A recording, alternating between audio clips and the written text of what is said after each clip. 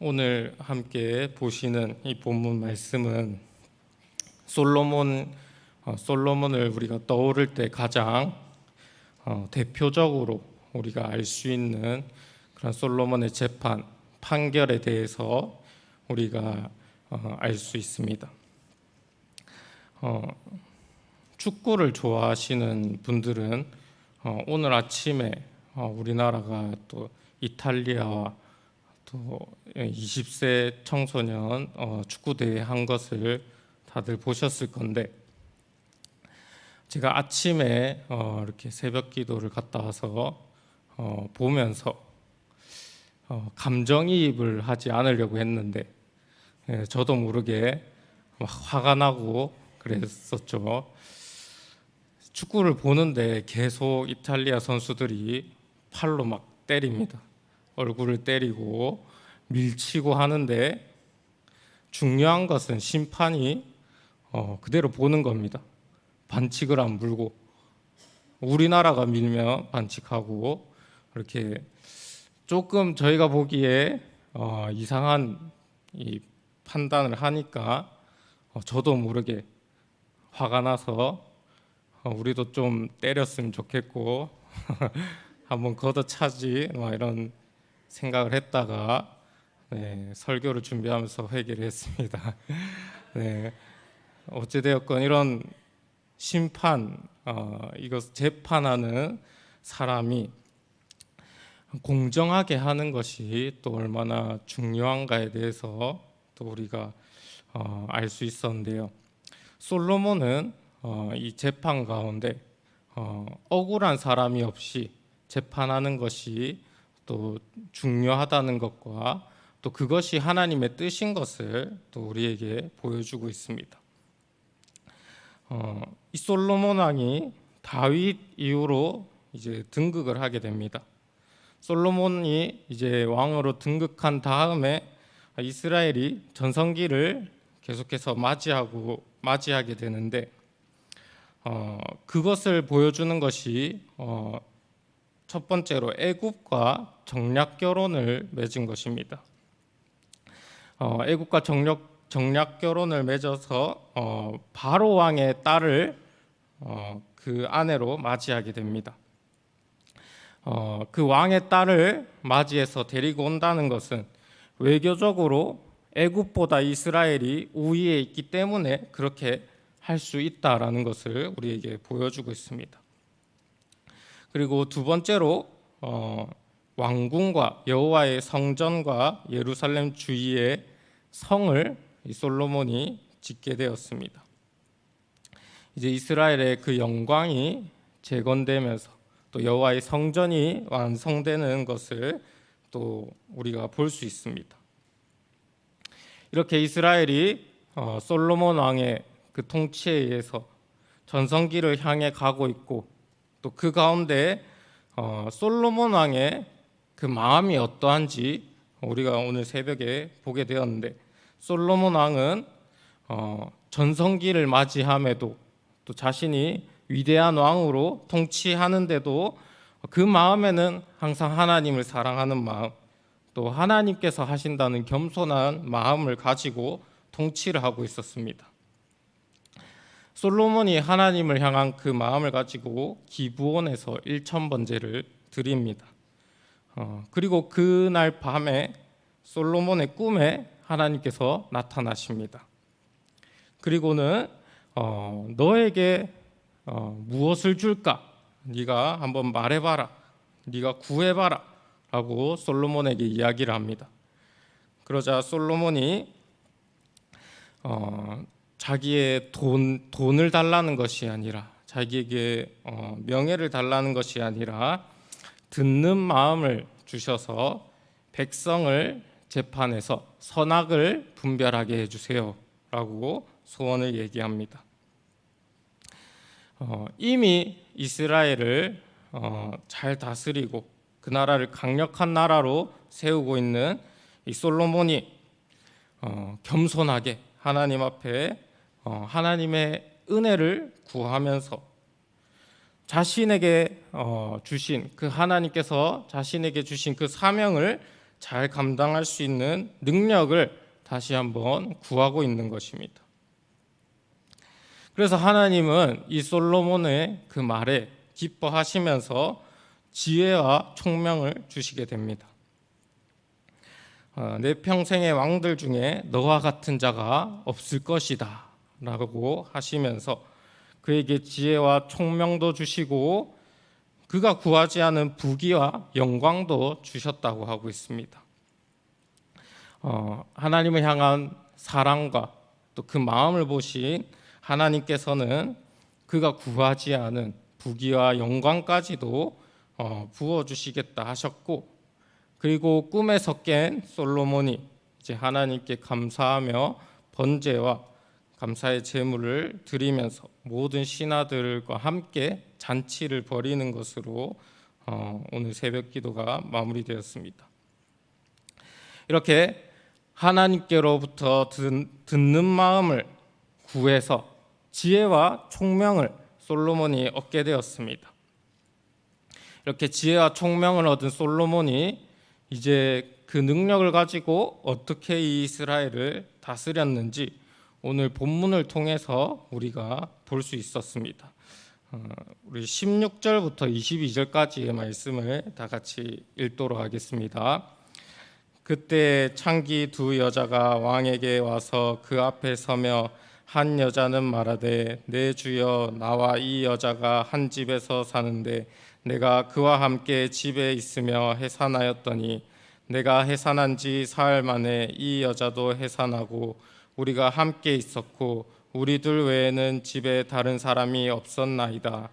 그런데 밤에 저 여자가 그의 아들 위에 누움으로 그의 아들이 죽으니 그가 밤중에 일어나서 이 여종 내가 잠든 사이에 내 아들을 내 곁에서 가져다가 자기의 품에 누이고 자기의 죽은 아들을 내 품에 뉘었나이다. 아침에 내가 내 아들을 젖먹이려고 일어나 본즉 죽었기로 내가 아침에 자세히 보니 내가 낳은 아들이 아니더이다 하매 다른 여자는 이르되 아니라 산 것은 내 아들이요 죽은 것은 네 아들이라 하고 이 여자는 이르되 아니라 죽은 것이 네 아들이요 산 것이 내 아들이라 하며 왕 앞에서 그와 같이 쟁론하는지라. 지금 솔로몬에게 두 여자가 찾아오게 됩니다. 이 두 여자의 직업은 창기라고 하고 있습니다. 창기라는 직업은 몸을 파는 그런 직업입니다. 그 당시에도 이것이 분명히 죄악된 그러한 일이었고 또 동시에 또 널리 퍼져 있던 그러한 직업이기도 했습니다. 창기였던 사람들은 남편을 잃거나 혹은 노예로 팔려간 여인들이 많았습니다. 그러한 사람들이 생계를 위해서 먹고 살기 위해서 매춘을 많이 하였습니다. 사회는 그들을 먹여주거나 또 지켜줄 사람이 부족했기 때문에 그들 스스로 먹고 살기 위해서 그렇게 창기라는 직업을 가지게 되었고 이러한 사람들은 사회적으로 최하층에 있던 사람이었습니다. 그런데 이러한 최하층의 계층에 있던 두 여자가 솔로몬에게 찾아와서 자신들의 사건을 이야기하고 있는 것입니다. 이렇게 가장 낮은 곳에 가장 하찮아 보이는 그런 사람들의 분쟁 속에서도 이 솔로몬이 그가 받은 사명을 가지고 그들의 분쟁을 정확하게 재판하려고 하는 것을 우리가 볼 수 있습니다. 이 두 여자에게 일어난 문제가 무엇인가? 서로 다른 주장을 하고 있습니다. 첫 번째 여자는 이렇게 주장을 하고 있습니다. 나와 다른 여자가 한 집에서 같이 살고 있으면서 같이 아들을 낳았는데 내 아들을 낳고 3일 뒤에 이 여자가 아들을 낳았다. 그런데 저 여자가 밤에 자다가 자신의 아들을 깔아뭉개서 아들을 죽여버렸다.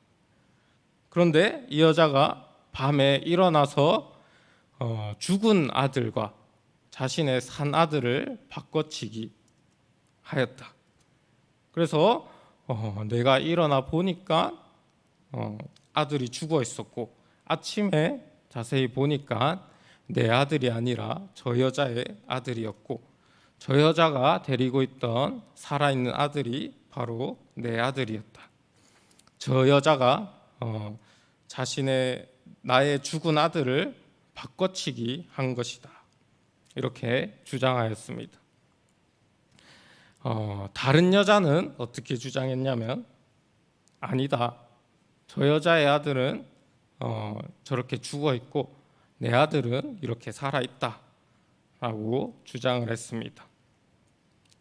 이렇게 서로 다른 주장을 하면서 논쟁을 하고 있었습니다. 지금 시대에 이러한 문제가 발생했다 하면은 시간이 좀 걸리지만 간단하게 친자 검사를 해서 밝혀낼 수 있을 것입니다.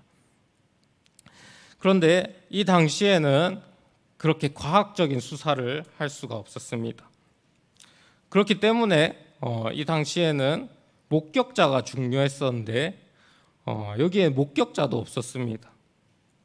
그래서 이 두 사람의 그 논쟁을 정확하게 판단할 수 있는 방법이 없다고 볼 수 있습니다. 단지 이 두 사람의 주장만을 가지고, 그 사람들이 하는 주장만을 가지고 판단할 수밖에 없는 것입니다. 이렇게 정말 머리 아픈 그러한 사건을 가지고, 그것도 두 창기가 와서 이러한 어려운 사건을 가지고 솔로몬 앞으로 왔습니다.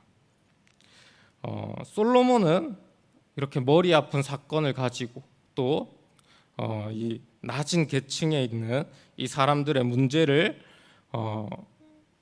귀찮아서 그냥 돌려보내거나 그냥 무시할 수도 있습니다. 솔로몬은 이 일 말고도 할 것이 굉장히 많았을 것입니다. 그런데 솔로몬은 비록 그들이 창기일지라도 계층이 낮은 사람들일지라도 그들 가운데 억울한 일이 없도록 그들 가운데에서도 억울한 일이 없이 하나님의 공의로 재판을 하고자 하였습니다. 이 솔로몬에게 맡겨진 그 사명, 이스라엘을 공의와 정의로 다스려야 한다, 선악을 분별해야 된다, 그러한 사명을 가지고 이 일을 하찮게 여기지 않고 지나가지 않았던 것입니다. 그래서 솔로몬은 이 사건을 지혜롭게 판단하고자 하였습니다. 우리 23절에서 25절까지 함께 읽겠습니다. 왕이 이르되 이 여자는 말하기를 산 것은 내 아들이요 죽은 것은 네 아들이라 하고, 저 여자는 말하기를 아니라 죽은 것이 내 아들이요 산 것이 내 아들이라 하는도다 하고, 또 이르되 칼을 내게로 가져오라 하니 칼을 왕 앞으로 가져온지라. 왕이 이르되 산 아이를 둘로 나누어 반은 이 여자에게 주고 반은 저 여자에게 주라. 솔로몬은 두 사람이 다 이 산 아들이 내 아들이다라고 주장하기 때문에 그럼 간단하게 이 아들을 칼로 나눠서 반반 나눠라, 공평하게 나눠 가져라 라고 이야기하였습니다. 둘이 싸우지 말고 나눠서 가져라. 우리가 어릴 때 뭔가 먹을 거나 뭔가 가지고 있을 때 싸우게 되면 자주 듣는 얘기가 공평하게 나눠서 가져라 라는 거죠. 솔로몬이 이 아들을 나눠 가지라는 것은 마치 먹을 것을 사이좋게 나눠 먹어라 라고 말하는 것처럼 아들을 나눠 가지라 라고 이야기하고 있습니다. 솔로몬이 공평하게 나눠라 라고 하지만 실제로는 공평한 게 아니라 굉장히 끔찍한 판결을 하는 것입니다. 솔로몬이 이렇게 끔찍한 판결을 하는 것은 그들의 반응을 보기 위한 것이었습니다. 솔로몬이 이렇게 이야기를 하니까, 서로 나눠서 가지라고 이야기하니까 이 여자에게 이제 다른 반응이 나타나게 됩니다. 우리 26절의 말씀을 함께 읽겠습니다. 그 산 아들의 어머니 되는 여자가 그 아들을 위하여 마음이 불붙는 것 같아서 왕께 아뢰어 청하건대 내 주여 사나이를 그에게 주시고 아무쪼록 죽이지 마옵소서 하되, 다른 여자는 말하기를 내 것도 되게 말고 네 것도 되게 말고 나누게 하라 하는지라. 아들이 죽는다는 소식을 들었을 때 그것을 어떻게든 막으려고 하는 사람은 어머니입니다. 자신의 것을 다 내주면서까지도 자식을 살리려고 하는 사랑은 어머니에게서 나타나는 모성애입니다. 이 사랑은 하나님께서 우리 사람에게, 특별히 여자에게 주신 그런 본능적인 사랑입니다. 이 산 아들의 어머니는 하루아침에 아들을 바꿔치기 당해서 억울하였을 것입니다. 그런데 솔로몬이 이 아들의 생명까지도 빼앗아서 나누어 주겠다라고 이야기하니까 그녀의 몸에서 모성애가 불붙듯이 일어났다라고 하고 있습니다. 그 사랑이 창자가 뒤틀어질 정도로 나타나는 그러한 사랑이었다라고 하고 있습니다.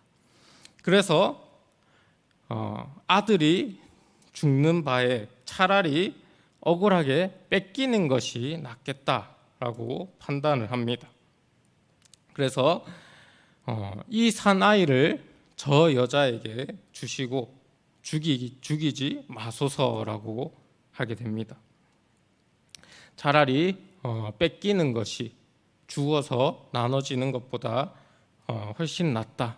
내 아들이 저 여자에게 가더라도 살아있는 것이 더 낫다라고 판단한 것입니다. 그런데 다른 여자, 그 산 아들의 여자가 아니라 죽은 아들의 그 여자는 자신의 아들이 아니었기 때문에 그래 차라리 죽여서 공평하게 나누는 것이 나을 것이다. 네 것도 되게 하지 말고 내 것도 되게 하지 말자라고 하였습니다. 자신의 아들이 아니기 때문에 그 아들이 죽든 말든 상관이 없었던 것입니다. 솔로몬은 이제 자신이 원하는 그 반응을 보게 되었습니다. 그리고는 진짜 어머니를 판단하게 되었습니다. 우리 27절부터 28절까지 함께 읽겠습니다. 왕이 대답하여 이르되 산 아이를 저 여자에게 주고 결코 죽이지 말라. 저가 그의 어머니이니라 하매 온 이스라엘이 왕이 심리하여 판결함을 듣고 왕을 두려워하였으니 이는 하나님의 지혜가 그의 속에 있어 판결함을 봄이더라. 아멘. 솔로몬은 두 사람의 반응을 보고 진짜 어머니가 누구인지 판단해낼 수 있었습니다. 아들에 대해서 모성애를 가진 하나님께서 본능적으로 주신 사랑, 그 모성애를 나타낸 여자가 진짜 여자다라고 발견한 것입니다. 이 솔로몬은 하나님께서 주신 지혜를 통해서 억울하지 않도록 억울한 사람이 없이 정의로운 판결을 내릴 수 있었던 것입니다. 이렇게 솔로몬의 이 지혜로운 판결, 하나님의 그 지혜로운 판결이 이제 온 이스라엘에 소문이 퍼지게 되었습니다. 이 소식이 퍼지게 되자 사람들이 왕을 두려워하게 되었다라고 하고 있습니다. 이 솔로몬 왕이 하나님과 함께하면서 하나님의 그 지혜로 공평하게 공정하게 판결하기 때문에 이 근본적으로 죄성이 있고 또 거룩하신 하나님을 두려워하는 그 백성들은 솔로몬과 함께 하고 있는 그 하나님이 두려워지게 되는 것입니다. 이렇게 솔로몬을 통해서 이스라엘의 가장 하찮은 계층까지도 억울한 일이 없이 하나님의 공의와 정의가 세워지게 되었다라는 것이 오늘의 재판을 통해서 우리가 알 수 있던 것입니다. 하나님께로부터 듣는 마음을 구했던 이 솔로몬이 하나님께로부터 지혜와 총명을 얻게 되었고, 그 하나님께로부터 받은 능력을 통해서 이스라엘의 그 하나님의 공의와 정의가 가장 낮은 데까지 세워지게 되어서 이 하나님의 나라가 솔로몬을 통해서 세워지게 되었다는 것을 우리가 알 수 있는 것입니다. 하나님께서는 우리에게도 사명을 주시고는 이 땅의 가장 하찮은 곳까지 하나님의 나라가 세워지기를 원하시고 계십니다. 예수 그리스도 그 십자가를 통해서 예수님이 우리의 죄를 대신해서 억울하게 그 십자가를 지셔서 가장 하찮은 우리를 택하시고 구원받게 하시고 또 사명을 주셔서 우리를 통해서 하나님의 나라가 이루어지게 만드시는 것입니다. 우리가 하나님께 사명을 받았다면 또 능력을 받았다면 우리 가운데 공의와 정의로 하나님의 나라가 세워질 수 있는 것입니다. 제가 예전에 어떤 집사님께로부터 한 가지 간증을 듣게 되었습니다. 자신이 일하는 일터가 있는데 그 일터에는 관행적으로 이루어지고 있는 그런 나쁜 짓이 있었다고 합니다. 그거를 도둑질이라고 할 수도 있는데, 그러한 도둑질이 관행적으로 회사의 것을 가져가는 것이 이루어지고 있었는데, 모두가 그러한 부도덕한 일을 저지르고 있었기 때문에 누구 하나도 그것을 고칠 수 없는 그러한 상황이었다고 합니다. 그런데 그 집사님이 그곳에서 느꼈던 것이 무엇이냐면 그곳은 바로 자신이 부르심을 받은 자리, 자신이 사명을 감당해야 하는 자리인 것임을 깨달았다고 합니다. 그래서 그 자리에서 자신은 부도덕하게 행동하지 않고 그 정의와 공의를 드러내기 위해서 정직하게 행동했다고 합니다. 그러한 용기 있는 행위는 분명히 또 어려움을 동반하게 됩니다. 정직하게 또 공의롭게 행동하려고 하면 사람들의 욕도 듣게 되고 그리고 어려움도 겪게 되었지만 그곳에서는 점점 하나님의 정의가 점점 바로 서게 되었고, 결국에는 그 부도덕한 관행이 사라지게 되었다고 그렇게 이야기를 듣게 되었었습니다. 우리가 있는 자리, 우리의 일터, 우리의 학교, 또 우리가 있는 모든 그 자리가 하나님께서 부르신 그 자리입니다.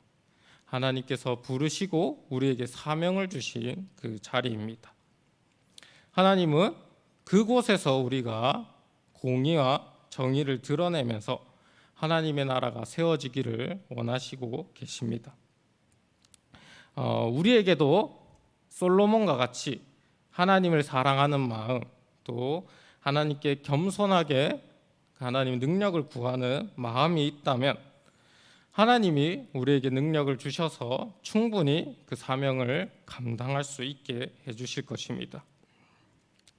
이렇게 솔로몬과 같이 우리의 주어진 자리에서 하나님의 그 공의와 정의를 가지고 가장 낮은 곳에서도 그 하나님의 나라가 충만히 드러나게 그 하나님 나라를 세워 나가실 수 있는 저와 여러분들 다 되시기를 간절히 바라겠습니다.